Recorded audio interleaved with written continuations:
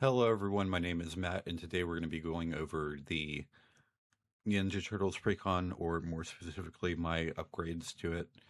In my last video, I went over every card in the Precon, what I cut and why, and in order to make this video a little bit more concise, I'm going to just go over my current deck, what I had in it, if it's from the Precon or not, and my reasoning for the cards and what the deck is supposed to do.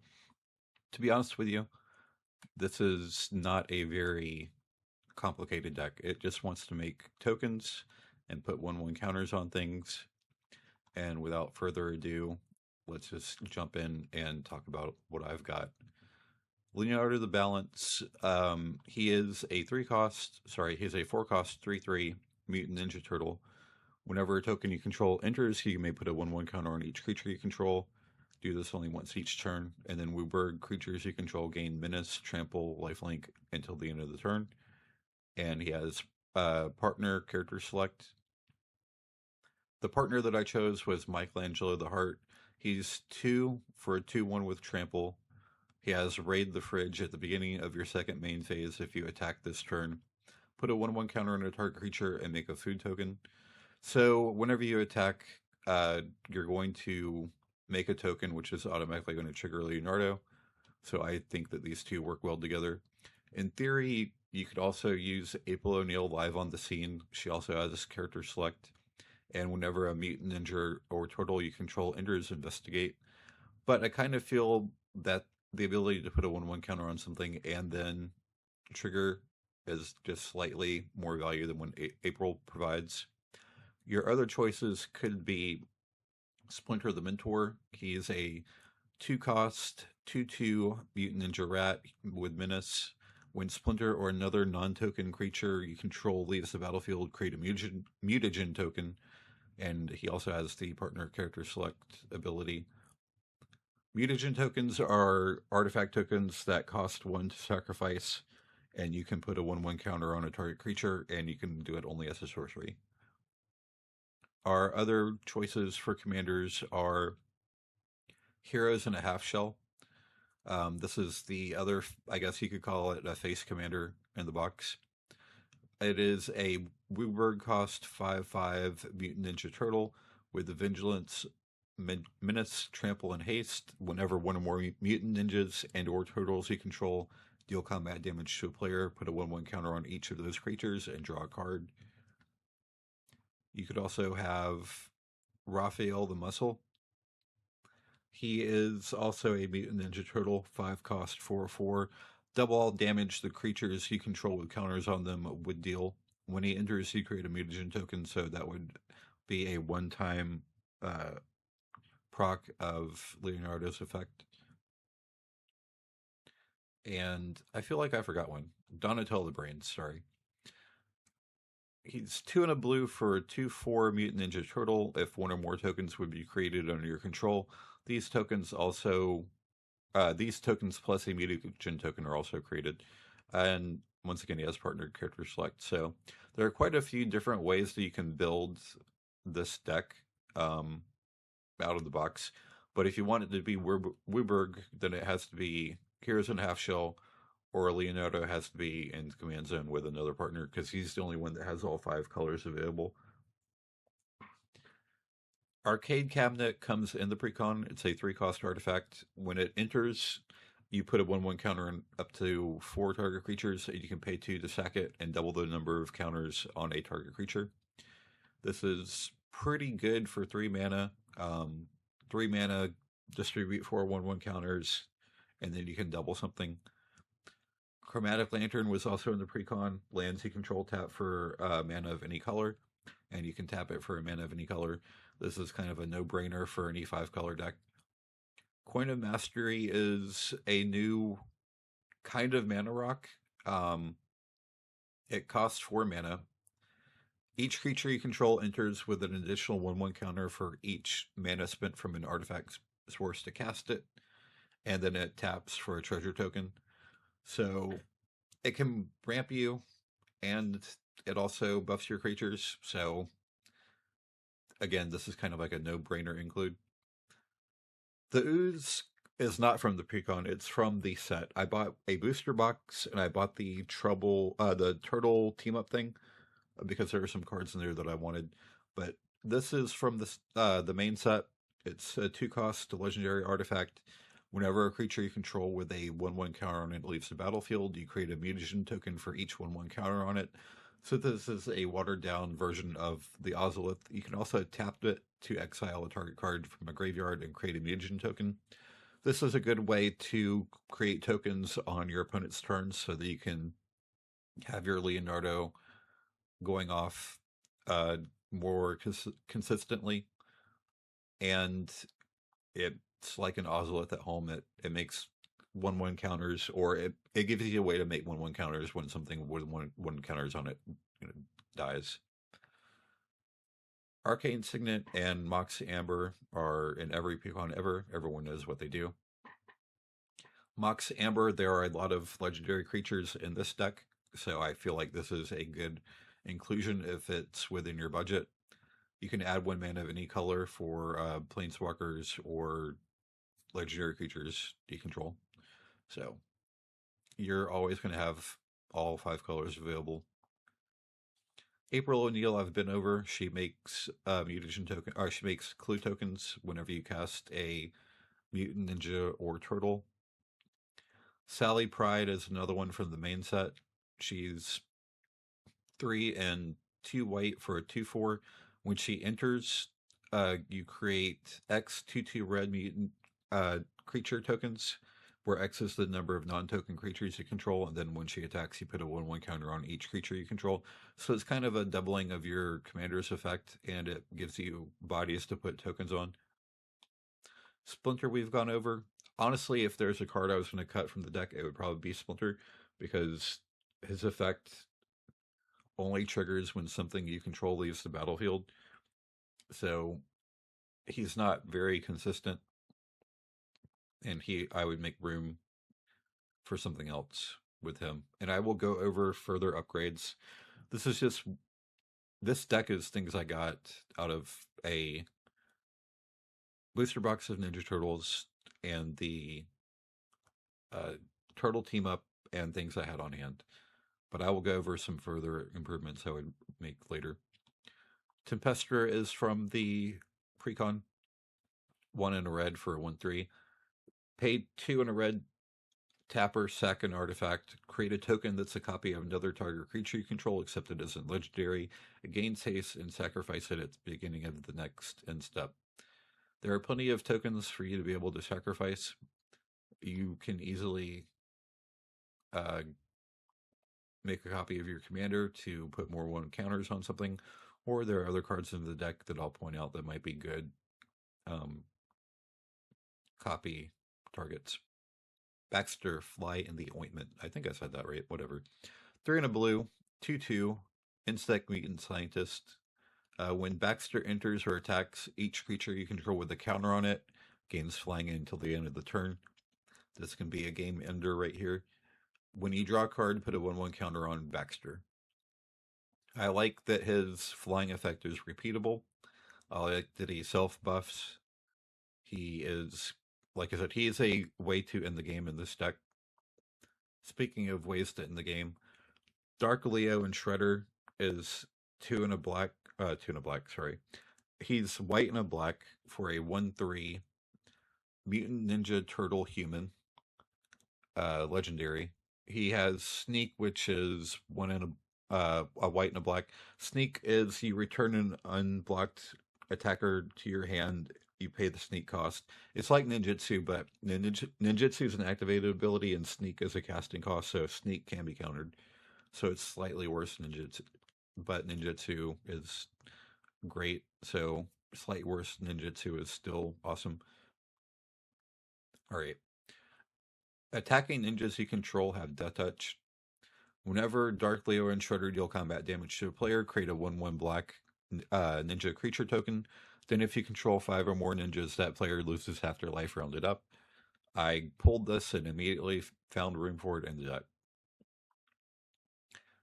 Dimension X Pizzasaur is 3 and a black for a 2/1. When it enters, you can put 2/1/1 counters on a target creature. When you do, when you do, when you do, destroy up to one target creature with a mana value less than or equal to the number of counters among permanents you control. You can pay 2, sack this creature, gain 3 life. Each opponent loses 3 life. So it is a food, and it buffs things, and it destroys something. I don't know what else I could ask for from this card. Donatello, we have been over, but if one or more tokens would be created, you create those and a mutagen token. So it is not quite a token doubler, but it does increase the amount of tokens that you have at your disposal to sacrifice to Tempestra, or actually use them to gain life or put 1/1 counters on things. Heroes in a half shell. I've spoken about this one already, but it is a Wooburg 5/5 Mutant Ninja Turtle. It has all the keywords, and when one or more Mutant Ninja Turtles attack, you put counters on those things and draw a card. So it buffs all your things, and it's card draw. Irma, part-time mutant. 2 and a blue for a 1/1. At the beginning of combat on your turn, Irma becomes a copy of up to one other target creature you control. Except her name is Irma, part-time mutant, and she has this ability. Then you put a 1/1 counter on her. So she gets around the legendary role, and she buffs herself. And then she can become a copy of one of your commanders or another creature that would be useful in whatever situation you find yourself in. So she is very much worth keeping in the deck, and she is from the Precon. Dimension X Pizzasaur is also from the Precon. Michelangelo on the scene is not from the Precon. I believe he's from one of the Turtle. He's the Turtle Team Up card. Anyway, 4 and 2 green for a 2/2 Mutant Ninja Turtle. He has Trample. He enters with a 1/1 counter on him for each land you control, and when he dies, return him to your hand. So he can be a big threat. He can come in with a ton of counters, and if your opponents want to get rid of him, they need to exile him because he can just bring him back to your hand. He was another one of those cards that I was like, oh yeah, I can find room for that. We have a different Michelangelo now. Michelangelo Weirdness to 11. He is 1 and a green for a 1/1 Mutant Ninja Turtle. When he enters, you create a mutagen token, so that'll trigger Leonardo's effect. If one or more 1/1 counters would be put on a creature you control, you put that many +1. So he is a counter doubler. Mikey and Leo, Chaos and Order. White and green, 2 white and green hybrid mana for a 2/2 Mutant Ninja Turtle. Whenever you put a counter on a creature you control, draw a card. This ability triggers only once each turn. You're going to be putting counters on things all the time, and why not draw cards on top of it? Mona Lisa, Ever Adaptable, is she costs 3 and a green for a 4/4 Lizard Mutant. Whenever a player casts a creature spell, you create a mutagen token. So this can trigger on your opponent's turns, which will let you put 1/1 counters on things from Leonardo's ability on your opponent's turns. Mona Lisa Science Geek is 2 and a green for a 1/3 legendary creature Lizard Mutant with Reach. You can tap her to add X mana of any one color, where X is her power. You should be able to get her power up to 5, 6, or higher fairly easily. So this just says tap and make a bunch of mana. Ralph and Mikey Troublemakers. Ever Adaptable is also from the Turtle Team Up. This is from the main set. This is from the main set, I believe. Anyway, Mona Lisa Science Geek we've gone over. Ralph and Mikey Troublemakers is from the main set. 5 and 2 red-green hybrid mana for a 7/7 Mutant Ninja Turtle with Trample and Haste. Whenever Ralph and Mikey attack, reveal cards from the top of your library until you reveal a creature card. Put that card onto the battlefield tapped and attacking, and the rest of the cards on the bottom of your library in a random order. So this is just, hey, go get a creature and put it on the battlefield every turn. And free is always better. So I mean, I there's no reason not to put it in the deck. I do have quite a few expensive cards, so being able to cheat them in is obviously good. Raphael, tag team tough. He is from the Mutant Team Up box. He costs 4 and 2 red for a 5/6 Mutant Ninja Turtle. He has Menace. Whenever Raphael whenever Raphael deals combat damage to a player for the first time each turn, untap all attacking creatures. After this, there's an additional combat phase. So he basically gives you 3 extra combats every turn. Raphael the Muscle I've been over, but he's a 4 and a red for a 4/4. He doubles all damage with creatures with counters on them would deal that I control. And he creates a mutagen token on entry. So Ray Fillet is actually probably one of my favorite cards in the whole deck. He is from the Precon. 2 and a blue for a 0/2 fish mutant with flying. He has Evolve, so whenever a creature with greater power that you control enters, you put a 1/1 counter on him. Whenever a creature you control with a counter deals combat damage to a player, draw a card. So if you hit each of your opponents, and assuming you have 3 of them, that's 3 cards every combat. Slash Clone is X green for a 0/0 Turtle Hydra. He enters with X/1/1 counters on him. You can pay 2 and a green to remove a 1/1 counter from this creature and destroy a target artifact or enchantment. This deck does not have a lot of artifact or enchantment removal, and the fact that you can easily get a ton of counters on him and then just start removing them to blow up dangerous artifacts and enchantments. He's from the main Precon, or from the Precon, and I think he's kind of invaluable. He's one of your better removal abilities.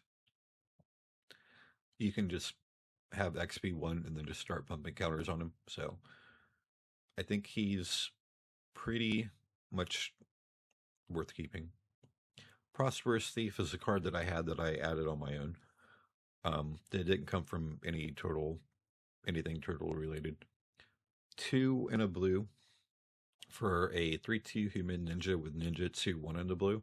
Whenever one or more ninjas or rogues you control deal combat damage to a player, create a treasure token. You want all the treasure tokens in ramp you can get in this deck to keep your color fixing on point. So I feel like this is another kind of obvious inclusion. Silver Fur Master is blue and black for a 2/2 ninja rat, rat ninja, whatever. He has ninjutsu for the same as his mana cost. Ninjutsu abilities you activate cost 1 less to activate, and other ninjas and rogues get +1/+1. This is one of those debatable cards that I added. It's nice to give your ninjas a little bit of a boost, but with all the 1/1 counters you're getting, you're probably not going to need it. I did keep him for the ninjutsu reduction. Changeling Outcast is 1 black mana for a 1/1 changeling, so he's every creature type, and he can't block or be blocked. Since he's every creature type, anything that synergizes with a mutant ninja or turtle will work with him, and he's unblockable, so he's a good target for 1/1 counters. So I feel like this is another obvious inclusion. And once again, he's not from any set. Most of the rest of these cards are not from the Precon. Danny Pink, he is 3 and a blue for a 4/3 with Mentor. Whenever this creature attacks, put a 1/1 counter on a target attacking creature with lesser power. Creatures you control have, whenever one or more counters are put on this creature for the first time, that each turn draw a card. This is kind of broken, honestly. Every creature you control that you put a 1/1 counter on, you'll draw a card for. So if you have 5 cards out and you put 5/1/1 counters on them, or a 1/1 counter on each of them, you'll draw 5 cards. So he is kind of broken, and he's probably the best source of card draw in this deck. Evolution Witness is another kind of no-brainer inclusion. It is 2 and a green for a 2/1 elf mutant shaman. It has 1 and a green adapt 2, which I believe if it doesn't have 1/1 counters and you pay the adapt cost, you put 2 1/1 counters on it. Whenever 1 or more 1/1 counters are put on Evolution Witness, return a target permanent from your graveyard to your hand. You're going to be getting quite a few counters on this every turn, and sometimes from multiple sources. So it isn't too hard to get 2 or 3 things back per turn or more. Evolution Sage, again, 2 and a green, 3/2 elf druid. It has landfall. Whenever you play a land or a land you control enters the battlefield, you proliferate, and that's just free 1/1 counters. Cutzel, Malmet Exemplar, 1 a green and a white. Your opponents can't cast spells during your turn. Whenever 1 or more creatures you control, each with power greater than its base power, deals combat damage to a player, draw a card. So each of your creatures that have 1/1 counters on them, if they deal damage to a creature, to a player, you're going to draw a card. So that could be another 3 cards per turn. Satoru Uezama, 1 blue and black for a 2/4 human ninja. Whenever you activate a ninjutsu ability, look at the top 3 cards of your library, put 1 of them into your hand and the rest on the bottom in a random order. This triggers only once each turn, and each creature in your hand has ninjutsu. 2 blue and black. So if you've got the Silver Fur Master, that reduces that down to 1 a blue and a black. And once again, once each turn, you can get another card. The enchantments that we chose are Leader's Talent. It is 1 and a white. Whenever you attack, put a 1/1 counter on a target creature. You can pay 2 and a white for level 2. Whenever a creature you control leaves, if it had a counter on it, you gain 2 life. And level 3, whenever you cast a spell, put a 1/1 counter on each creature you control. Free 1/1 counters. Everything in this deck either puts a token out or makes 1/1 counters. Endless Foot Assault is a great spell. It is 2 and a white. It has squad 1 and a white, so when you cast a spell, you can pay 1 and a white any number of times and make that many token copies of it. Whenever you attack for each opponent, create a 1/1 black ninja token that's tapped and attacking that player. We basically have this to synergize with Dark Leo and Shredder. There are a lot of ninjas in the deck, but hey, making 3, 6, or 9 more ninjas every time you attack, that seems pretty good.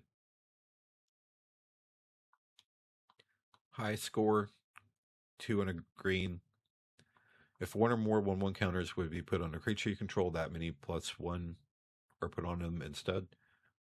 At the beginning of your end step, draw a card if you control a creature with the greatest power among creatures on the battlefield. This should be fairly easy to obtain. You're going to be putting 1/1 counters on things like Nobody's Business. So you should be drawing another card every turn. And of course, you're going to double your counters. Ninja Pizza, another great card. This is another one of my favorite cards in the deck. This is from the Precon. All of these cards, except for Leader's Talent, are from the Precon.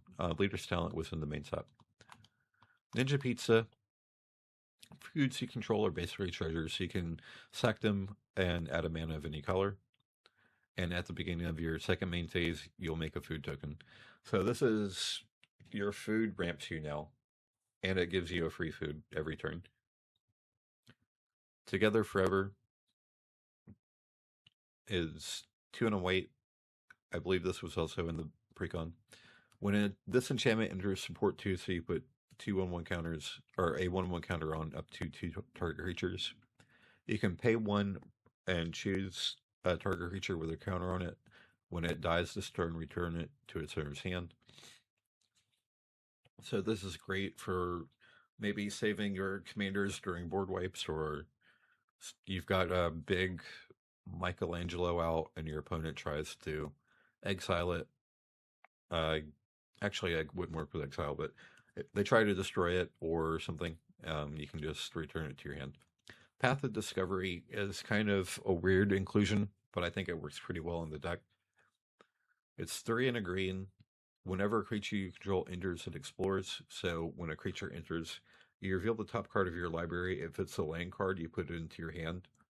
If it's not a land card, you can choose to either leave that card on top or put it into your graveyard, and the creature that explored get a 1/1 counter. So this is just another way to put 1/1 counters on things, and hey, if you get some lands, you can make sure you get your land drops every turn.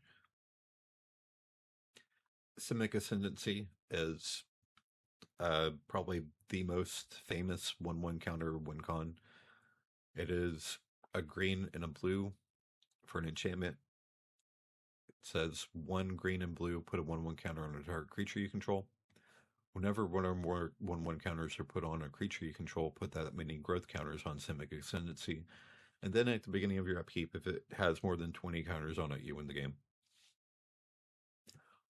For our instance, we went with Harmonized Crescendo. It is 4 blue. It has Convoke, so you can tap creatures to help pay for its mana cost. Choose a creature type, draw a card for each permanent draw a card for each permanent you control of that type. So you've got 5, 6 ninjas out. You tap some, and you draw 6 cards. Continue is another spell from the Precon that is kind of broken. It is 1 and a white for an instant.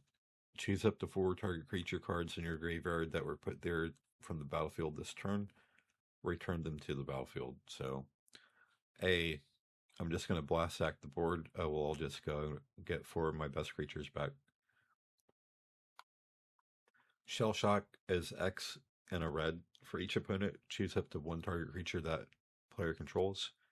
Shell Shock deals X damage to each of those creatures, and you create a Mugen token for each creature dealt damage this way. So, this is something that I like to do on my opponent's turns to make sure that I'm getting my Leonardo trigger every turn. X can be 1. It really doesn't matter. It's not there to board wipe things. It's there to trigger Leonardo, in my opinion. Special move is 2 and a red. Choose 2. Jump kick, destroy target artifact. Dash attack, put 2 1/1 counters on target attacking or blocking creature you control. Foot toss, target creature you control deals damage equal to its power to any other target, then sacrifice it. Notably, this does not say that you can't choose the same thing twice. So I like to use this as artifact removal, although you can obviously use it as a combat trick. If your opponent attacks and you block with a smaller creature, then surprise, it gets 4 1/1 counters, and now their creature's dead. But there's, like I said, artifact removal and enchant removal is kind of at a premium. So I try to use it for artifacts. Swift Demise, 2 and a black, instant. It deals 1 damage to a target creature. Then destroy each creature you don't control that was dealt damage this turn. This is great for when your opponents have 2 big boards and they're going at it, and then you can just take out the remaining forces of that fight, and then suddenly your opponents don't have a board anymore. Assassin's Trophy, green and black, destroy target permanent and opponent controls. It's controller can search their library for basic land, put it on the battlefield, and shuffle. Swords to Plowshares. We all know what this does. 1 and a white, exile target creature. Its controller gains life equals to its power. Fierce Guardianship. Free counter spells for the best counter spells. And Cyclonic Rift, in my opinion, is the best board wipe in the game because it gets rid of everything, not just creatures. I will go over the land base last. Our sorceries are fast forward 4 and a red. Costs 1 less for each opponent you attack this turn. Go to all creatures your opponents control. So this is basically Disrupt Decorum 2.0. Game over is 3 black. The spell costs 2 less to cast if a player's life total is less than or equal to half of their starting life total. Destroy all creatures. Splinter's Technique is a pretty interesting card in my opinion. 3 and a black. Sorcery, it has Sneak, 1 and a black. You may cast a spell for 1 and a black if you return an unblocked attacker you control to your hand during the declare blocker step. And you search your library for a card and put that card into your hand and then shuffle. Farseek, 1 and a green, search your library for a plains, island, swamp, or mountain card, put it on the battlefield, tap, and shuffle. We need to ramp, and I like the fact that this lets us search for a specific card type, which means we can get our dual lands from this and just put them on the battlefield. Same thing with 3 visits. You search your library for a forest card, put it on the battlefield, and shuffle. We get to get our forest dual lands or whatever, or a triome, put it on the battlefield. Threats Undetected is probably one of my favorite tutors. It's 2 and a green. You search your library for up to 4 creature cards with different powers. Reveal them, an opponent chooses 2 of those cards. The ones that they chose get shuffled back into your library, and you put the other 2 into your hand. Wave Goodbye is another one-sided board wipe. Return each creature with a counter on it to an opponent's hand. It costs 2 and a blue. Sorry, 2 and 2 blue. And Demonic Tutor, 1 and a black. Search your library for a card, put it in your hand, shuffle.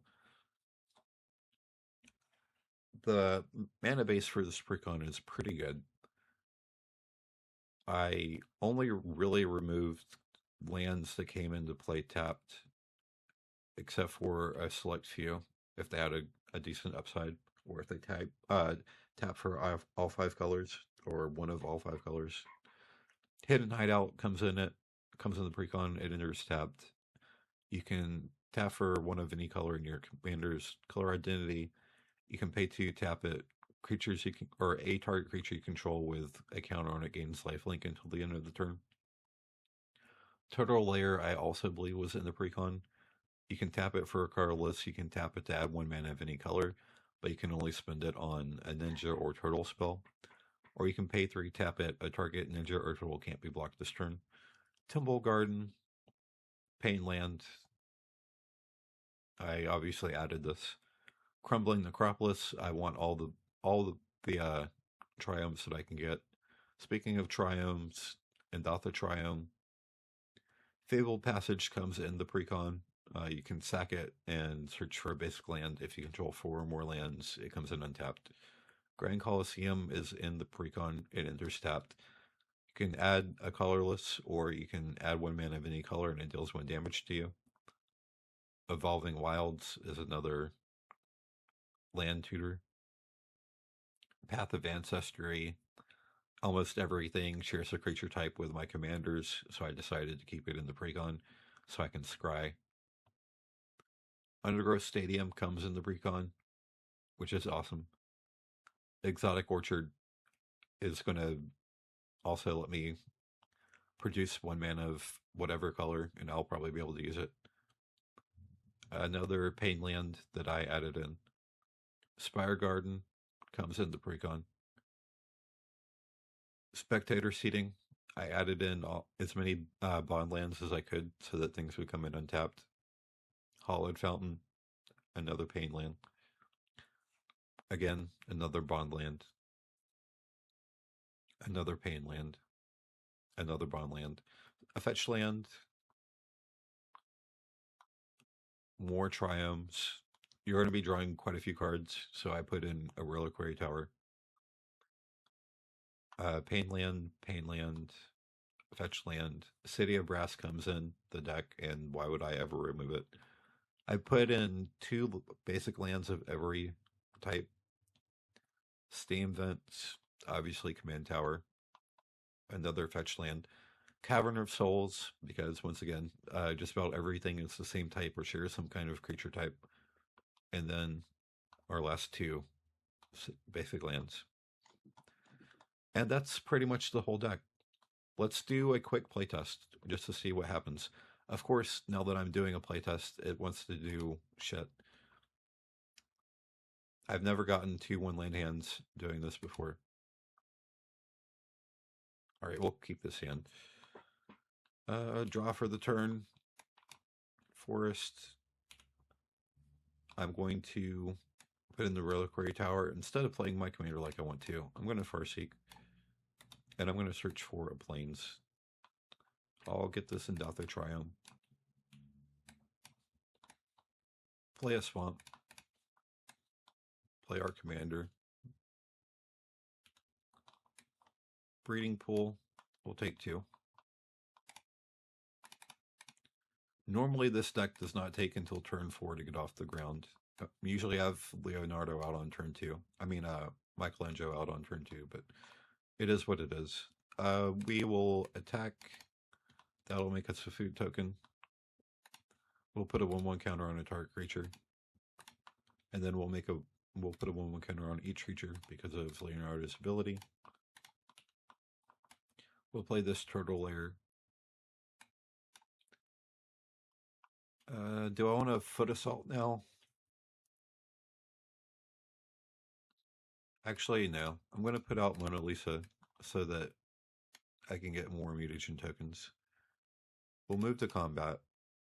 We'll make another food. I'm sorry if everything is all squished together on the screen. I have a ultra-wide monitor, and I'm trying to record in 1920 by 1080, and it's making everything kind of small, or smaller than it should be. I should probably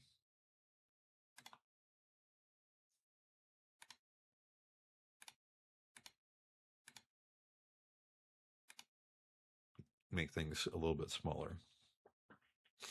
Anyway, you're getting the basic idea of how this would work. Let's try a different... Let's do this one more time, see what happens. Yeah, we'll definitely keep this hand. I'll play this time, Triumph tapped. Breeding Pool, take 2. Cast Leonardo, Michelangelo. I know my commanders. Let's put out this outpost. Moving to combat. Token. Counter. That'll enter tapped. Actually, no. Why'd I do that? We'll play that forest. Cast our commander. Move to combat. We'll make another food token. Put a 1/1 counter on a creature I control, and then a 1/1 counter on each creature I control. Grand Coliseum will come into play tapped.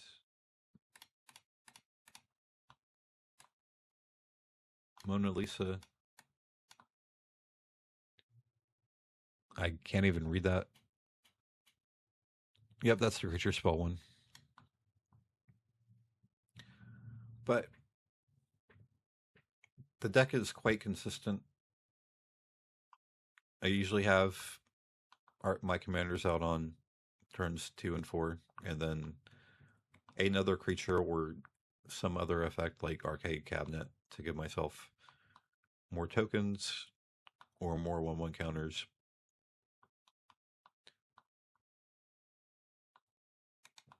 But that is the deck. The whole premise is just get Mikey and Leo out as fast as possible. and then start collecting 1/1 counters.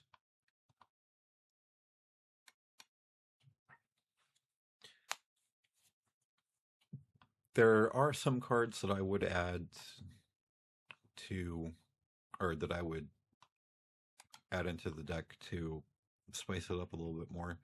The first one is obviously the Ozolith. The Ozolith, as I mentioned, is basically ooze on steroids. 1 cost. Whenever a creature you control leaves the battlefield, if that counters on it, put those counters on the Ozolith at the beginning of combat in your neck on your turn. If the Ozolith has counters on it, you can move it onto a different creature. So this would probably replace the ooze.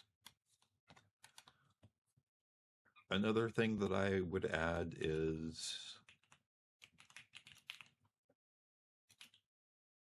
Herald of Secret Streams. Creatures you control with 1/1 counters on them can't be blocked. Once again, this is a no-brainer inclusion in the deck that I will add in the near future, because everything you own is going to have 1/1 counters on it. Sphere Grid is another thing that I would add, that I would make room for. It's 1 and a green enchantment. Whenever a creature you control deals combat damage to a player, put a 1/1 counter on that creature. That's not the important part. Unlockability is creatures you control with 1/1 counters on them have reach and trample. There's almost 0 flying creatures in this deck. Baxter does temporarily give creatures you control flying, but that's only until the end of your turn. So if you're playing against an opponent that has a lot of flying creatures, you're just going to get punched in the face, and there's not too much you can do about it. Sphere Grid helps shore up that weakness, and it gives everything trample. So this is just another strict upgrade to the deck. As much as I like high score, honestly, I would probably take it out for Sphere Grid. But maybe I'm crazy for saying that. One more addition that I would consider adding is Mutational Advantage. It is 1 a green and a blue. Permanents you control with counters on them gain hexproof and indestructible until the end of the turn. Prevent all damage that would be dealt to those creatures this turn, and proliferate. So it's great protection, and it's going to buff your creatures even more. Normally I run something like Heroic Intervention, but for this deck, I think this is better than Heroic Intervention. And there was one more addition that I was thinking of. Yes, that's it. Actually, there are a couple more. Donnie and Mikey Party Planners. 2 and 2 hybrid blue or green mana for a 3/3 Mutant Ninja Turtle. Ward 2, you may look at the top of your library at any time. You can play lands and cast mutants, ninjas, or turtles from the top of your library. If you cast a creature spell this way, it enters with additional 1/1 counter. Who doesn't want to play things off the top of their library? Getting lands alone would be worth it, but the fact that you can get your ninjas, turtles, and mutants this way, and they get 1/1 counters, I can't really ask for anything more from this card. And Terra Symbiosis is the last one that I would consider making room for. It is 2 and a green for an enchantment. Whenever you put 1 or more 1/1 counters on a creature you control, you may draw that many cards. Do this only once each turn. And all of those, I think, would do quite well in this deck. Let's do one more quick hand to see what we get. Alright, so City of Brass, Soul Ring, take a damage, immediately become the problem. Training Center, deal 1 more damage to ourselves. I know a lot of people are probably going to say something like, I have a lot of fetch lands or lands that deal damage to me in the deck. your commander gives you lifelink, you really shouldn't be afraid of taking damage, especially from lands in this deck. Alright, so we're on turn 3. Play this Hidden Hideout, which comes into play tapped. Do I want to go ahead and... I don't really have anything to bring back with Evolution Witness, and I know that's going to be a huge target for removal. So I'm actually not going to play it. I'm just going to play the Ooze. I'm going to attack. I'm going to make a food, put a 1/1 counter on a creature I control. Let's tap that for a white. Cast our commander. Attack. Put a 1/1 counter on a creature I control. Make a food. I'm losing my mind. And then put 1/1 counters on each creature I control. So as you can see, the first couple turns of this deck is usually pretty consistent. Find a way to produce green mana, cast Mikey, start putting 1/1 counters and making tokens. This is admittedly a slower deck. This is not a deck that's going to win by turn 4 or turn 5. But it is solid, it is consistent, and it can pump out lots of damage and counters. And it's one that I've enjoyed playing. I've gotten about 10 playtests in with the deck at my local LGS. And I've done pretty well. I've been pretty happy with how this deck performs. Anyway, that's going to be it for the upgrade guide or this showcase or whatever you want to call it. I did not really mention a price, and I'll just go ahead and admit it. This is not cheap. This is not you take out 10 cards. I took out about half the deck, and I got lucky with good pulls and cards that I already had. But in terms of single value, this is more on the higher, well, it's not like CEDH high end, but it's more on the high end of what I would consider within the range of a bracket 3 budget.